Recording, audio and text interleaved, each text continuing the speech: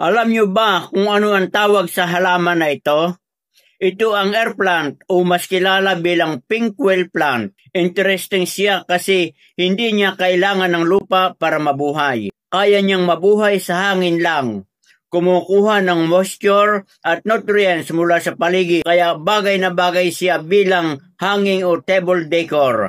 Low maintenance pero sobrang eleganteng tingnan. Ang pinaka-wow factor, naglalabas siya ng bright pink o black na parang feather o quail.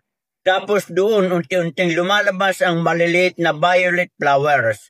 Ang ganda, parang exotic na bulaklak na biglang susurpresa sa iyo. Lucky plant ba ito? Oo, kabayan. Sa Punsoy, ang air plant ay tulad nito ay tinuturing na symbols of positivity and fresh energy.